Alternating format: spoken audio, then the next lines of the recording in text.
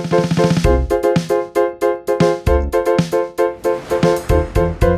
देख रहे हैं केवल सच न्यूज।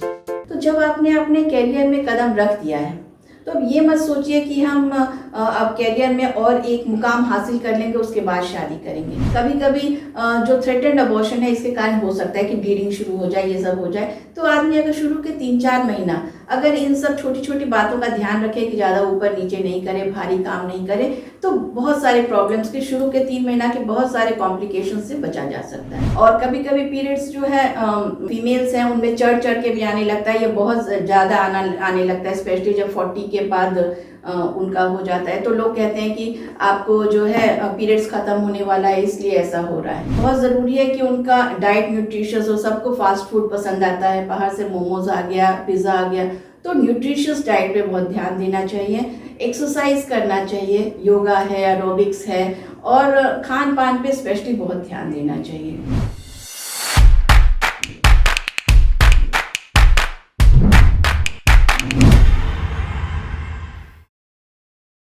नमस्कार, आप देख रहे हैं केवल सच न्यूज। मैं हूं ब्रजेश मिश्रा। आज हम एक ऐसी शख्सियत से आपको मिलाने जा रहे हैं जिनके कई तथ्य, कई सत्य आपके बीच हम लाएंगे और उनके अच्छे कार्य की चर्चा भी आपको बताएंगे। साथ ही साथ चिकित्सा सेवा के क्षेत्र में उनका योगदान पर भी चर्चा होगी और कई प्रश्न हैं हमारे पास जिनके माध्यम से हम अपने तमाम दर्शकों को कई तरह की समस्याओं से निजात दिलाने की कोशिश करेंगे।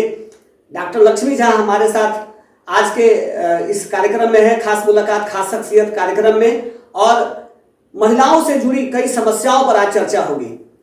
डॉक्टर लक्ष्मी झा बहुत लंबे समय से चिकित्सा सेवा के क्षेत्र में अपना योगदान दे रही हैं और महिला की समस्याओं पर वह लगातार सेमिनार वेबिनार में भाग लेती रही हैं। डॉक्टर लक्ष्मी झा किसी परिचय की मोहताज नहीं है और पटना में शिशु रोग विशेषज्ञ डॉक्टर सुनील कुमार की यह धर्मपत्नी भी है और दोनों पति पत्नी न सिर्फ चिकित्सा सेवा के माध्यम से लोगों की सेवा दे रहे हैं बल्कि सामाजिक दायित्वों का भी ये लोग निर्वहन करते आए हैं और जो गरीब लोग हैं उनको हमेशा सहायता इन लोगों ने किया है। आज कई प्रश्न है, दर्शक हमारे माध्यम से डॉक्टर लक्ष्मी झा जिसे यह जानने का कोशिश कर रहे थे कि आखिर महिलाओं की समस्या क्या है और इसका निदान कैसे हो। तो इसी मुद्दे पे हमने आज मैडम का बहुत कीमती समय लिया है और उनसे आग्रह करके आज अपने स्टूडियो में बुलाया है और आपकी समस्याओं के समाधान के लिए उनसे कई प्रश्न पूछेंगे। स्वागत है आपका केवल सच न्यूज चैनल स्टूडियो में। आप स्त्री रोग विशेषज्ञ हैं और आपका इस क्षेत्र में लंबा अनुभव है। आपके अनुसार महिलाओं की सबसे जटिल समस्या वर्तमान समय में क्या है? देखिए, कोई भी समस्या जटिल या नॉर्मल नहीं होती है, क्योंकि अगर एक कमर दर्द से भी महिला को अगर दिक्कत है तो वो भी उसके लिए जटिल समस्या है। लेकिन फिर भी अगर जटिल समस्या के बारे में बात करें तो लिकोरिया, जो आजकल बहुत ज़्यादा प्रेवलेंट मिलता है, क्योंकि बहुत सारे पेशेंट्स जिसमें कि ओपीडी में 50% पेशेंट जो रहती हैं वो लिकोरिया की रहती हैं, जिसमें पेल्विक इन्फ्लेमेटरी डिजीज़ या फिर क्रॉनिक पीआईडी जिसको कहते हैं वो सब उसमें रहता है। तो उसमें पेशेंट को वाइट डिस्चार्ज हो रहा है और इचिंग हो रहा है, नीचे स्वेलिंग हो जाता है, जो बहुत ही भयानक रहता है। उनको वो बिल्कुल भी आराम नहीं कर पाती हैं, वो किसी काम पे फोकस नहीं कर पाती हैं। तो ये एक बहुत ही डे टू डे प्रैक्टिस में जो देखा जाता है वो काफ़ी कॉमनली हम लोग देखते हैं। आजकल अनियमित पीरियड का क्या कारण है? इस समस्या से छुटकारे के लिए क्या करना चाहिए महिलाओं? देखिए, अनियमित पीरियड्स का काफ़ी सारा कारण है। वो किस उम्र में है ये बहुत इम्पॉर्टेंट है। स्पेशली जो लड़कियां हैं, इसमें जो एडोलेसेंट गर्ल्स हैं, इसमें ये बहुत ज़्यादा मिल रहा है, जिसमें कि पीसीओडी बहुत कॉमन है। PCOD means polycystic ovarian disease या सिंड्रोम जिसको कहते हैं हम लोग। तो इसमें क्या होता है कि लड़कियों को पीरियड्स चढ़ के आता है और ब्लीडिंग जो है वो आता है तो चलता ही रह जाता है, और उसमें क्या होता है कि उनका वेट भी बढ़ते जाता है, उनको फेशियल हेयर्स निकल जाते हैं और स्किन बहुत ऑयली हो जाता है जिसके कारण एक्नी वगैरह हो जाता है। तो ये सब कुछ अनियमित पीरियड्स जो एडोलेसेंट गर्ल्स में है, जिसके लिए उनको बहुत ज़रूरी है, क्योंकि आजकल का लाइफस्टाइल ऐसा हो गया कि बहुत ही सेडेंटरी, या तो अपना खाए पिए या टीवी देखे, मोबाइल पे रहे या लैपटॉप पे रहे। तो आजकल जो फिजिकल एक्टिविटी नहीं होता है बच्चों का, तो ये इसका बहुत बड़ा कारण है। तो इसीलिए बहुत ज़रूरी है कि उनका डाइट न्यूट्रिशियस हो। सबको फास्ट फूड पसंद आता है, बाहर से मोमोज आ गया, पिज़्ज़ा आ गया, तो न्यूट्रिशियस डाइट पे बहुत ध्यान देना चाहिए। एक्सरसाइज करना चाहिए, योगा है, एरोबिक्स है, और खान पान पे स्पेशली बहुत ध्यान देना चाहिए। तो इस एक तो ये तो एडोलेसेंट गर्ल्स का हुआ। और कई बार क्या होता है कि पीरियड्स एकदम बहुत ही फ्रीक्वेंटली आता है, स्पेशली जो फीमेल्स हैं जो कि जिनका बच्चा वाला टाइम है, जैसे कि बिटवीन 20 टू 40 ईयर्स में बहुत फ्रीक्वेंटली आने लगता है। तो उसका कारण बेसिकली होता है कि उनको कभी कभी इन्फेक्शंस होता है नीचे, जिसके कारण के फ्रीक्वेंटली आता है। कभी कभी है कि फाइब्रॉइड्स होता है, कभी है एंडोमेट्रियोसिस होता है। तो वो तो कारण एक बार उनको अपने डॉक्टर से जरूर कंसल्ट कर लेना चाहिए, जिससे कि मालूम चले कि वो कारण क्या है और उसका निदान किया जाए। क्योंकि ये कभी कभी जो 40 के बाद में कभी कभी कैंसर का भी कारण मतलब ये वार्निंग साइंस हो सकता है। तो इस सब पे ध्यान देना चाहिए। और कभी कभी पीरियड्स जो है जैसे कि जो फीमेल्स हैं उनमें चढ़ चढ़ के भी आने लगता है, ये बहुत ज़्यादा आने लगता है, स्पेशली जब 40 के बाद उनका हो जाता है। तो लोग कहते हैं कि आपको जो है पीरियड्स ख़त्म होने वाला है, इसलिए ऐसा हो रहा है। तो वो एज ऐसा है जिसमें बहुत प्री कैंसरस एज जिसको कहते हैं, जिसमें कैंसर होने के चांसेस बहुत बढ़ जाते हैं। तो इसलिए उस समय में हो सकता है, मैक्सिमम चांसेस में ऐसा ही होता है कि हार्मोनल इम्बैलेंस के कारण थोड़ा सा ये प्रॉब्लम्स होती हैं, लेकिन फिर भी उनको अपने डॉक्टर से जरूर कंसल्ट कर लेना चाहिए और एक बार दिखवा लेना चाहिए कि हाँ कोई ऐसा कोई गड़बड़ बीमारी, कोई मैलिग्नेंट चेंजेस उनमें नहीं हो रहा है। तो एक बार वो कंफर्म हो जाएंगे तो निश्चिंत हो जाएंगे। लापरवाही, इग्नोरेंस बहुत ही खतरनाक हो जाती है। महिलाओं में थायराइड की समस्या बढ़ती जा रही है, यह बीमारी क्यों और किस कारण से होती है? देखिए, इसमें ये हार्मोनल प्रॉब्लम है, और हार्मोनल प्रॉब्लम के लिए सबसे ज़्यादा लाइफस्टाइल चेंजेस बहुत इंपॉर्टेंट, जो हम पहले भी बोले पीसीओडी के लिए भी। तो एक तो खाना पीना आदमी का बहुत ही ज़्यादा, एक पहले घरेलू खाना और न्यूट्रिशियस खाना हुआ करता है, जो आजकल नहीं होता है। लोग बाहर जाके खा रहे हैं, बहुत ऑयली स्पाइसी हो रहा है, ठीक है। प्लस सेडेंटरी हैबिट्स हैं कि बैठे रहे हैं, या तो बैठे हैं या सोए हैं या अपने लैपटॉप पे हैं। तो ये सब चीज़ें थोड़ा सा जो है, इसलिए एक्सरसाइज पे बहुत ध्यान देना है। प्लस आजकल हम लोग जो है बहुत ज़्यादा इन्वेस्टिगेट करते हैं, तो किसी को थोड़ा सा भी है तो मालूम चल जाता है। पहले ऐसे पेशेंट्स आते थे जिसका एकदम फुल ब्लोन थायराइड रहता था, अब तो थोड़ा सा भी बढ़ा हुआ है, पेशेंट आती है, हम लोग टेस्ट कराते हैं और पता चलता है, तो हम लोग इनिशियली उनको बता देते हैं क्या करना है नहीं करना है, और दवा भी देते हैं, जिससे कि वो प्रॉब्लम्स बढ़ती नहीं है। तो बढ़ने का ये भी कारण एक तो हो सकता है, प्लस लाइफस्टाइल, और एक दूसरा हो सकता है कि जो हम लोग इन्वेस्टिगेट कराते हैं तो ज़्यादा केसेस सामने आते हैं। लंबे समय तक गर्भ निरोधक दवा खाने से क्या असर होता है महिलाओं पे?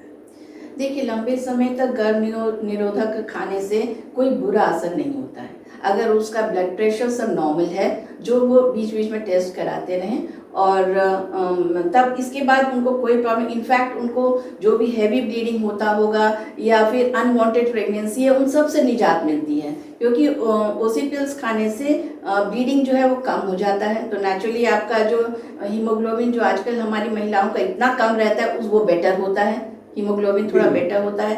प्लस दूसरा है कि इससे आपको जो भी आपका अनवांटेड प्रेगनेंसीज है, कई बार आते हैं कि नहीं बच्चा नहीं चाहिए, ठहर गया है, फिर खराब कराना है, बहुत सारी बात, या फिर दवा खा लिए उन्होंने, अपने से ही दवा ओवर द काउंटर खा लिए, और फिर उसके बाद इतना ब्लीडिंग होता है कि ब्लड चढ़ाने की नौबत आ जाती है। जी। तो इस सब से निजात मिलता है। तो ओसी पिल्स तो बहुत ही अच्छी चीज़ है। इनफैक्ट हमको लगता है जिसको भी बच्चा नहीं चाहिए वो आराम से उसको ले सकती हैं। इसका मतलब लंबे समय तक कोई 10 साल 15 साल दवा? हाँ, 10-15 साल यूजुअली नहीं खाना चाहिए, जैसे 10 साल भी खाए, बीच बीच में जरूर अपने डॉक्टर से कंसल्ट कर लेना चाहिए कि उनका सब टेस्ट करा लें कि हाँ बीपी, शुगर, वो सब कुछ अपना नॉर्मल चल, लिवर में कहीं कोई प्रॉब्लम नहीं है, वो सब अगर नॉर्मल चल रहा है तो दवा खाने में ऐसा कोई दिक्कत नहीं है। आजकल नॉर्मल डिलीवरी के बजाय सर्जरी पर डॉक्टर ज़्यादा फोकस करती है, आखिर इसका कारण क्या है? देखिए, ये इसका ये सोचने का एक तरीका है, क्योंकि डॉक्टर हमेशा ये चाहते हैं कि मेरा मरीज, मेरा जच्चा और बच्चा दोनों एकदम हेल्दी वे में अपने घर जाएं। ये आपकी रिस्पॉन्सिबिलिटी भी है जब कोई आपके पास आ रहा है, क्योंकि इतने सारे पहले क्या होता था, या आज भी हम लोग जब देखते हैं कि जब पेरिफेरी में डिलीवरी कराते हैं, वो लोग ठेल ठाल के किसी तरह से डिलीवरी कराते हैं, बच्चा होता है रोता नहीं है, नहीं रोता है तो फिर वो यहाँ पे, और क्योंकि मेरे हस्बैंड पीडियाट्रिशियन है तो हम तो और क्लोजली मॉनिटर करते हैं। इतने सारे बच्चे आते हैं जो जिन्होंने सांस नहीं लिया, फिर यहाँ आए जो मतलब कि ऑक्सीजन पे है, वेंटिलेटर पे हैं, ये बच्चे बच भी जाते हैं तो कुछ रेसिडुअल इफेक्ट्स उन पे रह जाता है। तो इसीलिए देखिए, आपकी ये जिम्मेदारी है कि वो जो आपके पास आई हैं उनको आप एक हेल्दी बच्चा दें, माँ भी हेल्दी रहे और बच्चा भी हेल्दी हो, ताकि वो आपके लिए कल के लिए, वो अपने लिए और आपके लिए दोनों के लिए एक बर्डन नहीं हो। तो इसीलिए बहुत ज़रूरी, तो और इसीलिए हम लोग यही चाहते हैं कि कोई कॉम्प्लिकेशन ना हो। तो जब कोई ऑब्स्टेटिकल कोई इंडिकेशंस होता है तभी ऑपरेशन या सिजेरियन किया जाता है, हर दम सिजेरियन नहीं किया जाता है। हम लोग का फोकस यही रहता है कि नॉर्मल डिलीवरी हो। ग्रामीण क्षेत्रों में अभी भी ज्यादातर बच्चे नॉर्मल ही होते हैं, लेकिन शहरों में ये प्रचलन सा बढ़ता जा रहा है सर्जरी का। देखिए, ग्रामीण क्षेत्रों में महिलाओं का जो थ्रेशोल्ड है ना पेन बर्दाश्त करने का, वो भी थोड़ा ज़्यादा रहता है। लेकिन यहाँ के क्षेत्रों में उनको अर्बन एरियाज में आप देखिएगा कि उनकी बहुत ये मंशा रहती है कि उनको नॉर्मल डिलीवरी हो, लेकिन वो दर्द थोड़ा सा भी बर्दाश्त नहीं कर पाती है। तो दर्द तो उन्हीं को बर्दाश्त करना है ना। तो और सब लोग जो हैं, उनके जो भी साथ में जो आए हुए हैं गार्जियन लोग, वो लोग भी इतना ज़्यादा परेशान हो जाते हैं कि नहीं इतना तकलीफ हो रहा है, नहीं मैडम ऑपरेशन कर दीजिए, है ना। अब ऐसी स्थिति में अगर आप रिस्क लेकर के उनको नॉर्मल के लिए जाते हैं और इन केस कुछ हो जाता है तो वो सीधा फिर आप पर हो जाता है कि आपने क्यों रिस्क लिया, हमने तो कहा था आपको ऑपरेशन कर दीजिए। तो ना ये एक कंबाइंड ओपिनियन, मतलब कि डिसीजन होता है। मतलब पेशेंट के जो अटेंडेंट का प्रेशर भी रहता है। बिल्कुल रहता है। आदमी जब बर्दाश्त करेगा या उसको कोई ऑब्स्टेटिकल कॉम्प्लिकेशन नहीं है और अगर नॉर्मल हो सकता है, तो बिल्कुल हम लोग अंत तक यही चाहते हैं कि नॉर्मल हो, क्योंकि नॉर्मल है, उसका नाम ही नॉर्मल है। इसीलिए हमेशा आदमी को कोशिश करना चाहिए कि नॉर्मल डिलीवरी हो, है ना। चिकित्सा आजकल सेवा के बजाय बाजार बन चुका है। वैसे में योग चिकित्सक का चयन कैसे संभव है कि डॉक्टर बीमार को व्यापार के रूप में न दे? देखिए, ये इसमें भी हम यही कहेंगे कि ये उसकी सोच होती है। अगर आप इसको बाजार समझिएगा तो आप एक कस्टमर हो जाते हैं, लेकिन जब आप इस तरह से सोचिएगा कि आप उनके पास जा रहे हैं जो आपके प्रॉब्लम्स का निदान करने वाले हैं, उस भरोसे के साथ जाना चाहिए। अपने माइंड सेट को बदलना बहुत ज़रूरी है, क्योंकि शुरू में कितना हम लोग का मतलब एक डॉक्टर के प्रति काफ़ी मतलब हम लोग रिस्पेक्टफुल रहा करते थे, जो आजकल नहीं है ना। तो ये चीज जो है ना, कहीं ना कहीं इसके लिए कहीं ना कहीं डॉक्टर भी तो जिम्मेदार होंगे। हम ये नहीं कहते कि बिल्कुल जिम्मेदार नहीं है, लेकिन हम ये जरूर कहेंगे कि पेशेंट भी इसके लिए इक्वली जिम्मेदार है, ठीक है। क्योंकि उनको लगता है कि अगर उन्होंने पैसा दिया है तो they have bought the doctor, ऐसी बात नहीं होती है। मतलब ये एक देखिए, जैसे कि एक माँ और बच्चे का रिलेशन होता है या एक गार्जियन और एक बच्चे का रिलेशन होता है, वैसा ही ये रिलेशन है डॉक्टर और पेशेंट का रिलेशन, जिसमें कि एक दूसरे के ऊपर ट्रस्ट रहना बहुत जरूरी है। उनको ये भरोसा होना चाहिए कि वो जो भी डॉक्टर आपके लिए कर रही हैं वो आपके अच्छे के लिए करें। ये चीज, ये सोच को बदलना बहुत जरूरी है, क्योंकि ये बहुत मटेरियलिस्टिक होते जा रहा है। मतलब हर को लगता है कि अच्छा डॉक्टर है तो पैसा ही कमाने के लिए बैठेंगे, ऐसा आदि आप मानती हैं? बिल्कुल पेशेंट को ऐसा लगता है, बहुत पेशेंट्स को लगता है, लेकिन बहुत पेशेंट्स ऐसे भी हैं जो एकदम आपकी बात को वर्ड टू वर्ड फॉलो करते हैं और उनको कोई दिक्कत नहीं होती है। जी। कोरोना काल में जन्म लेने वाले बच्चों की सेहत पर किस प्रकार का असर होगा? देखिए, बहुत कम असर हो रहा है। जो कोरोना से संक्रमित महिलाएं हैं उनको भी जो डिलीवरी हुई है उसमें बच्चों को संक्रमित होने के चांसेस बहुत ही कम है, बहुत मिनिमम है। और उसमें भी जो संक्रमित हो रहे हैं उनको सांस की दिक्कतें हो रही हैं, और सांस के साथ में धीरे धीरे जो है मल्टी ऑर्गन फेलियर के तरफ भी बच्चे जाते हैं।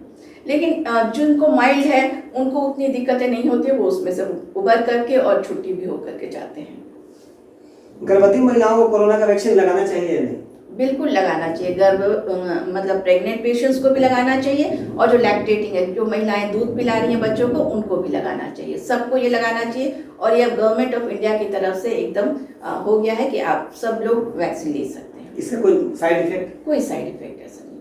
कई महिलाएं शादी के 3-4 वर्ष बीत जाने के बाद भी मां नहीं बन पाती, इसका क्या कारण हो सकता है? देखिए, इसके बहुत सारे कारण हैं। इसका सबसे पहला कारण ये है कि जो महिला है वो कहीं और काम कर रही हैं और उनके हस्बैंड कहीं और काम कर रहे हैं जी। तो बहुत फ्रीक्वेंटली, और काम नहीं भी कर रही है तो कभी महिलाएं घर पर हैं या फिर कहीं और उनके हस्बैंड जो कहीं बाहर काम कर रहे हैं। तो आना जाना बहुत कम हो जाता है, 6 महीने पे, कभी 1 साल पे, बहुत सारा प्रॉब्लम्स होता है। जी। तो इसके कारण भी जो है थोड़ा सा प्रेग्नेंट होने में दिक्कत होता है। लेकिन जब उनको बता दिया जाता है कि हाँ ये आपका फर्टाइल पीरियड है, इसमें जरूर साथ रहना है, और उनको ऐसा बताया जाता है, तो अगला 6 महीना में वो लोग कंसीव कर लेते हैं। लेकिन फिर भी बहुत सारी ऐसी महिलाएं होती हैं जो कि जिनको कंसीव करने में दिक्कत होता है, जिनके हस्बैंड साथ ही रह रहे हैं, तब भी दिक्कत हो रही है। तो उसमें हम लोग हस्बैंड और वाइफ दोनों का टेस्ट कराते हैं, क्योंकि दोनों जो है 50% दोनों का ये उसमें योगदान है बच्चे के लिए, और दोनों में प्रॉब्लम्स हो सकती हैं,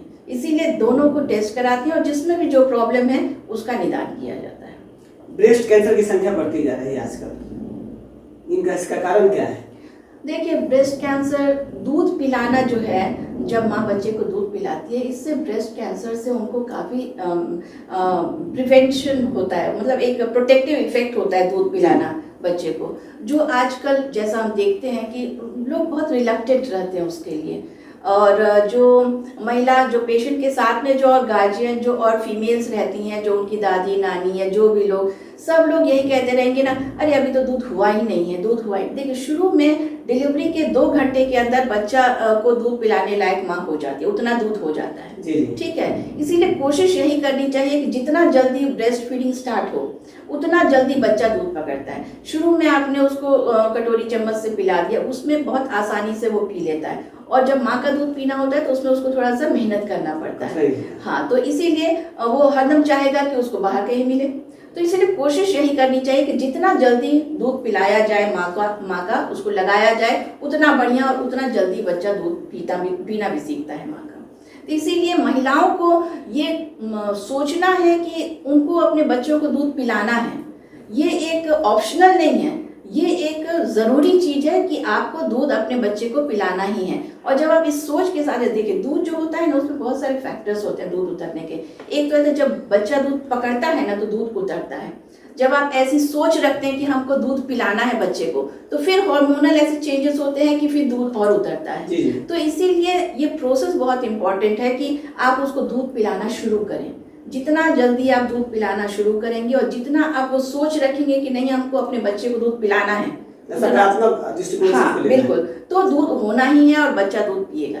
सिर्फ यही कारण है या कोई और भी कारण होता है? देखिए, कभी कभी बहुत सारे प्रॉब्लम्स होते हैं। कभी कभी निपल रिट्रैक्टेड रहता है, जिसके कारण कि बच्चा पकड़ नहीं पाता है निपल को, तो उसको हम लोग जो है ANC में जब आ रही होती हैं, उसी से बताते हैं कि आपका निपल ऐसा है, इसको ऐसे निकालिए, नहीं तो बाद में आपको दिक्कत हो। कई बार निपल जो है ना, रिफ्रैक्टेड निपल रहता है, जो क्रैक कर जाता है, क्रैक निपल, जिसके कारण दूध पिलाते समय उनको बेहद दर्द होता है, तो उसमें से ब्लीडिंग भी होने लगता है। तो नेचुरली इतना दर्द होगा तो कोई कैसे पिला पाएगा? तो इन सब चीज़ों का निदान कर लेने से फिर प्रॉब्लम नहीं होती और वो दूध पिला सकते हैं। आजकल बड़ी तेजी से बच्चेदानी को निकाल दिया जाता है ताकि समस्या से बचा जा सके, परंतु इसके बाद रोजमर्रा के जीवन पे कौन कौन सी परेशानी आती है?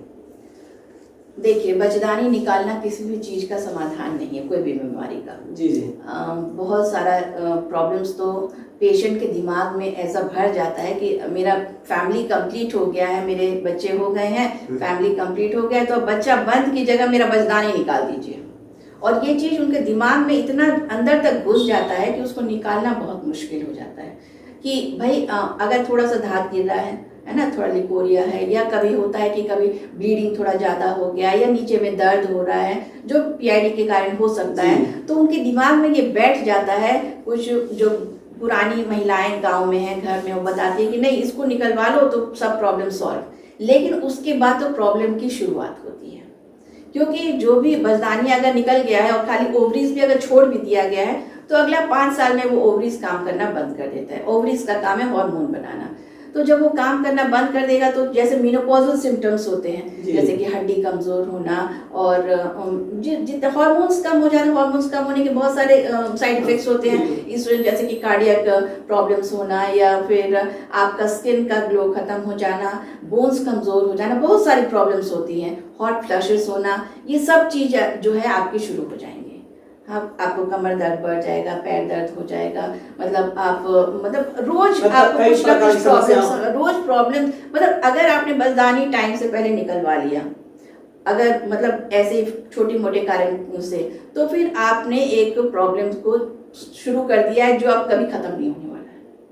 तो आप लगातार उसमें उलझी ही रहेंगी, कभी आपको कमर में दर्द, कभी रीढ़ में दर्द, कभी पैर में दर्द, कभी ये हो रहा है, कभी ऐसे हो रहा है, कभी नींद नहीं आ रहा है, कभी पैल्पिटेशन हो रहा है, मतलब हर तरह का प्रॉब्लम, डिफरेंट डिफरेंट टाइप का जैसे मेनोपॉजल सिम्टम्स होते हैं वो सारे अभी आपके शुरू हो जी जाएंगे। जी।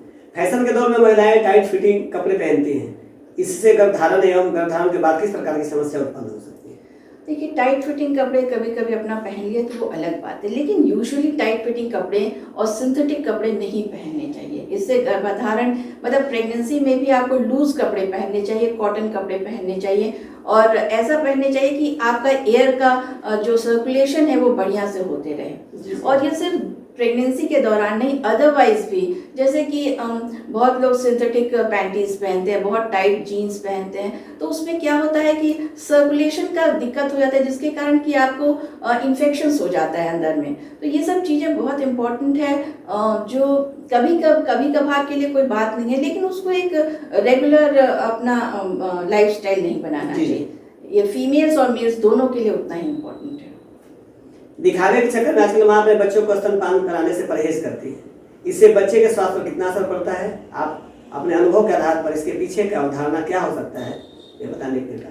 देखिए, हम पहले भी बोले कि एक तो जो है वो, देखिए जिसको बच्चा हुआ है वो उतना समझ नहीं पाती, उसको वैसे ही बहुत प्रॉब्लम्स होता है। तो जो अगल बगल वाली जो महिलाएं हैं, जो उनकी गार्जियन हैं, जो भी उनके रिलेटिव्स हैं, उनको प्रोत्साहित करना होगा उन महिलाओं को कि उस महिला को कि आपको दूध पिलाना है, ठीक है, थोड़ा सा हेल्प करना होगा, प्रोत्साहन देना होगा, और खाना पीना वैसे न्यूट्रिशियस देना होगा कि वो दूध पिला सके।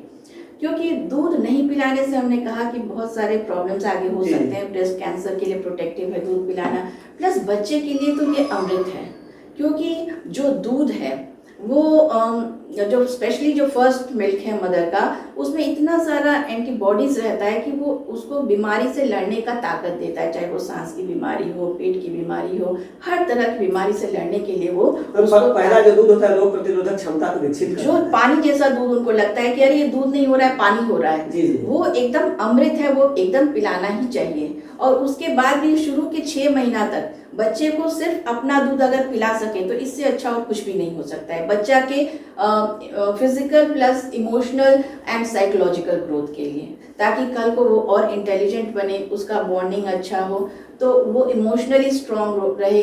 इस सब के लिए बहुत ज़रूरी है कि बच्चे को शुरू के 6 महीना माँ सिर्फ अपना दूध पिलाए, है ना। अगर किसी को कोई प्रॉब्लम है तो अलग बात है कि डब्बे का दे या जो भी दे, लेकिन अदरवाइज कोशिश यही करनी चाहिए कि अपना ही दूध पिलाए। कई बार महिलाओं को छोड़ करके काम पे जाना पड़ता है, तो वो अपना दूध को गाढ़ करके रख सकती हैं और फिर उसको पिलाया जा सकता है बच्चे को, तो ये भी किया जा सकता है।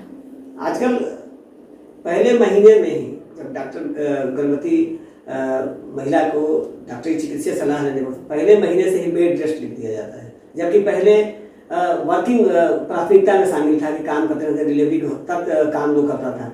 तो इससे क्या मतलब बेड रेस्ट और वर्किंग दोनों में क्या अंतर है और क्या करना चाहिए?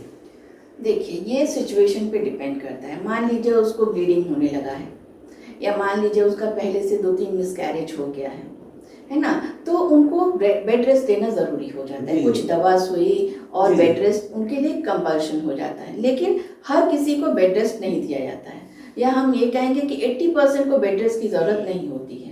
लेकिन हाँ, कुछ भारी काम या ये ऊपर नीचे करना, इन सबको परहेज जरूर करना चाहिए, क्योंकि कभी कभी जो थ्रेटेंड अबॉर्शन है इसके कारण हो सकता है कि ब्लीडिंग शुरू हो जाए, ये सब हो जाए। तो आदमी अगर शुरू के 3-4 महीना अगर इन सब छोटी छोटी बातों का ध्यान रखे कि ज़्यादा ऊपर नीचे नहीं करे, भारी काम नहीं करे, तो बहुत सारे प्रॉब्लम्स के शुरू के 3 महीना के बहुत सारे कॉम्प्लिकेशन से बचा जा सकता है। लेकिन इसका मतलब ये नहीं है कि उनको कंप्लीट बेड रेस्ट में रहना है, क्योंकि उनको बहुत वॉमिटिंग होने लगता है, हार्मोनल चेंजेस हो रही हैं, तो इसलिए उनको बहुत नींद आती है, थोड़ा सा इरिटेबल हो जाती हैं, थोड़ा हाइड्रेशन मेंटेन करना पड़ता है, इसलिए उस समय वो थोड़ा सा लेजी फील करती हैं। उनको लगता है कि हम सोए रहें या कुछ नहीं करें, क्योंकि उनको इतना सारा अचानक जो हार्मोन्स ये बढ़े हैं जिसके कारण ये प्रॉब्लम्स होती हैं। लेकिन उन सबको दवा दे करके, एंटी एमेटिक्स दे करके कि वॉमिटिंग नहीं हो, और कुछ बी कॉम्प्लेक्स वगैरह दे करके, और हम लोग उनको ऐसा कर सकते हैं कि वो अपना रोज़मर्रा का काम कर सकें। ऐसा नहीं है कि ये एडवांस सोच का एक माध्यम बन गया है? नहीं, एडवांस सोच का माध्यम नहीं बना है। देखिए, आजकल क्या होता है कि हम लोग सोच के चलते हैं कि 2 ही बच्चे चाहिए, जी जी। पहले क्या था कि बच्चे हो रहे हैं, उतना कोई प्रॉब्लम नहीं होता था, एक आध दो खराब भी हो गया तो बहुत उसमें कोई प्रॉब्लम नहीं किसी जी। को होता था। लेकिन आजकल क्या है, लोग एक ही या दो ही बच्चे प्लान कर रहे हैं और वो चाहते हैं कि अगर ये बच्चा हम प्लान किए हैं तो अब इसको कुछ भी नहीं होना चाहिए, मतलब ये एकदम सही सलामत फुल रहना सेफ्टी देना चाहिए। चाहते हैं। अगर शुरू के मान लीजिए 1.5 महीना में 2 महीना में कहीं ब्लीडिंग भी हो गया या मान लीजिए कोई मिसकैरेज हो गया तो उनको लगता है ऐसा क्यों हुआ, मतलब they want to know the reason behind it. लेकिन इसके बहुत सारे रीजंस होते हैं। कई बार ऐसा होता है कि बच्चा सही बना ही नहीं हो जिसके कारण कि वो मिसकैरेज हो, है ना। तो कई चीजें ऐसी होती हैं जो भगवान की तरफ से ऐसा होता है ना कि वो सही नहीं बना तो शुरू में ही उसको खत्म कर दिया जाए, ठीक है। तो उसको तो आप कैसे पता कर सकते हैं कि उसको आप भेजिएगा हिस्टोपैथोलॉजी के लिए, तब वहाँ पे टेस्ट होगा, मालूम चला कि उसमें जीन्स का कोई प्रॉब्लम है या कहीं और कोई दिक्कत है जिसके कारण, तो वो एक बहुत ही एक्सपेंसिव प्रोसीजर हो जाता है कि वहाँ पे 7,000 8,000 आपको वो टेस्ट में लग जाएगा, तो वो हर कोई अफोर्ड नहीं कर सकता है।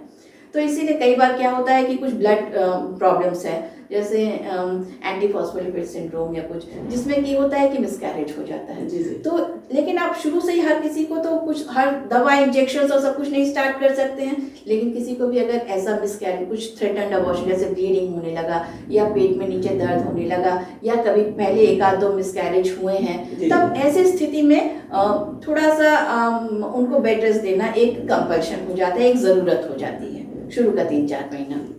कई ऐसी महिलाएं हैं जिनके ओवरी के पास ही स्टोन हो जाता है और उनको ऑपरेट किया जाता है लेजर से या अन्य जो भी कई ओपन मेथड से किसी से भी, क्या वो मां बन सकती हैं?